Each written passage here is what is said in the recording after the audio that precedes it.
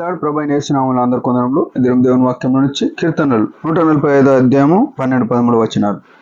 నీ భక్తులు నీ రాజ్య ప్రభావం గురించి చెప్పుకుందరు, నీ శౌర్యమును గురించి పలుకుదురు. నీ రాజ్యము శాశ్వత రాజ్యము, నీ పరిపాలన తరతరములు నిలిచును. ప్రియమైన వాళ్ళారా, యేసుక్రీస్తు యొక్క మహాత్యము ఎంత గొప్పదో మనం గమనించాలి.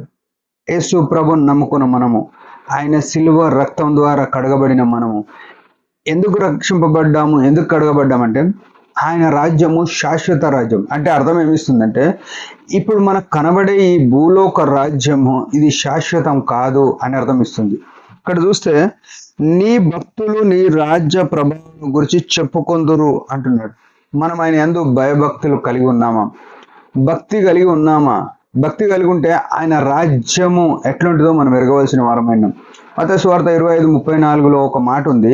ఏమనంటే, కుడివైపున ఉన్న వారిని చూసి ఏమంటాడు, రండి లోకం పుట్టిన మొదలుకొని మీ కొరకు సిద్ధపరచబడిన రాజ్యమును స్వతంత్రించుకొనుడి అని చెప్పినాడు. ఈ మాట చాలా చిన్నగా ఉంది. మనం అర్థం చేసుకోవాలంటే, భూమి మీద మనకు మనుషునికి ఈనాడు కనబడుతున్న ఈ సృష్టం అంతా కూడా కేవలం 8%, ఇంకా 92% కనబడట్లేదు. ఇది సత్యం అనిపిస్తలేదా?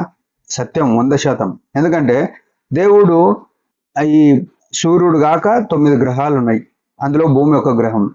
మనుషుడు చూసేదంతా ఏం చూస్తున్నాడు? ఈ భూమి చూస్తున్నాడు. భూమి అంతగిన చూడలేడు, భూమి మీద సముద్రం అంతా చూడలేడు. ఇంకా మిగతా గ్రహాల గురించి తెలియదు. కాబట్టి భూమిలో ఒకవేళ ప్రతిదానికి 10% వేసుకున్నా 10 గ్రహాలు వేసుకోండి సూర్యుడి నుంచి. అదే రకంగా భూమిలో ఒక 2% వదిలేసిండు, 8% చూస్తున్నాడు, ఇంకా 92% కనబడతలేదు. ఇది దేవుని యొక్క సృష్టి. ఈ సృష్టి అంతా కూడా ఇప్పుడు భూమి మీద కనబడుతున్న మనుషులకు సృష్టి ఏముంది?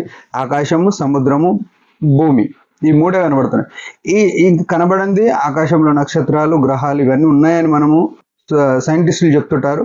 అవి దూరంకేం చూడడం, అవి ప్రత్యేకంగా దగ్గరకు పోయి చూడడం కష్టం. ఇవన్నీ కూడా 8% అయినప్పుడు ఇవన్నిటిని 5 రోజులలో తయారు చేసిండు దేవుడు. ఆయన రాజ్యం ఎట్లుంటుందనే వివరణ. అయితే మత్తయి సువార్త 25:34 లోకం పుట్టిన మొదలుకొని మీ కొరకు సిద్ధపరచబడిన రాజ్యం అంటే ఈ 5 రోజులలో దానికి 8% కనబడుతుందంటే, లోకం పుట్టిన మొదలుకొని మీ కొరకు సిద్ధపరచబడుచున్న రాజ్యం అది కంప్లీట్ కాలే, ఇంకా నడుస్తుంది. యోహాను సువార్త 14:2 మీ కొరకు స్థలం సిద్ధపరచ వెలుచున్నాను అని చెప్పినాడు. స్థలము సిద్ధపరుస్తున్న స్థలం అది మన కొరకు, యేసు రక్తంతో విమోచబడినకు. హెబ్రీ 11:10 ఏలైనగా దేవుడు దేనికి శిల్పి నిర్మాణకుడు అయినాడో పునాదులు గల పట్టణం కొరకు అబ్రహాం ఎదురు చూస్తున్నాడు అని రాయబడ్డాడు. కట్టేది చెక్కే పట్టణం. ఈ మాటతో కలిగించిందే ఇది 8% కనబడితే 92% కట్టేది. ఇంకెట్లుందో చూడండి. ఆ పట్టణం అర్థం కాని పట్టణం, అంటే మానవ మేధస్సుకు అర్థం కాదు ఆ పట్టణం. ఆ శాశ్వత రాజ్యం గురించి మనం మాట్లాడుకోవాలి. ఆయన శౌర్యం గురించి పలుకుదురు అంట. ఇశ్రాయేలీయులను ఎట్లా తీసుకొచ్చినాడు? ఆయన ఐగుప్తులో నుండి ఎర్ర సముద్రం దాటించినాడు, 10 తెగులు కలిగించినాడు. వారు 40 సంవత్సరాల అరణ్యంలో ఉంటే చెప్పుల వారు తెగలేదు. ఆహారం మన్నా, ఆకాశం నుండి మన్నా కురిసింది.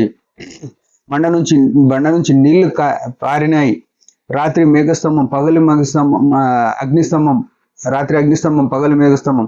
ఎంతో స్పష్టమైన భద్రతలో తీసుకున్నాయి. ఆయన శౌర్యం అది. అది విరిగి మనం ఆయన గురించి మాట్లాడుకోవాలి. నీ రాజ్యం శాశ్వత రాజ్యము, ఆయన పరిపాలన తరతరములు, ఇక్కడనే కాదు తరతరములు ఉండే పరిపాలన అది. కాబట్టి మనం ఆయన యందు భయభక్తులు కలిగి ఆయన దగ్గర తగ్గి ఆయన మార్గంలో నడిచి ఆయన రాజ్యంలో వెళ్ళడానికి సిద్ధపడదాం. మన పతనాలు, మన అవిధేయతలు రక్షింపబడినప్పటికీ చిన్నవి పెద్దవి ఎన్నో చూసేటివి, చూడనివి, వినేటివి, వినకూడనివి, అవన్నిటిని బట్టి మనం అపవిత్రపరచబడుతున్నామేమో వాటిని క్షమాపణ కోరి ప్రభు దగ్గర మనం ఆ నిత్య రాజ్యం వైపు నడవడానికి క్షమాపణ కోరదాం. దేవుడి మాట దించిన ఒక చిన్న ప్రార్థన. పరమ తండ్రి యేసు ప్రభు నామములో వందనాలు. దయకల్పించిన ఆయుష్ని బట్టి స్తోత్రములు. నీ అందు ఆధారపడి జీవించగలట కృపనీయమని, నీ రాజ్యంలో ప్రవేశించటకు సహాయపడమని యేసు నామములో ప్రార్థిస్తున్నాం తండ్రి. ఆమెన్. మీరందరి పరిచయం వచ్చి భారంగా ప్రార్థించండి. Praise the lord.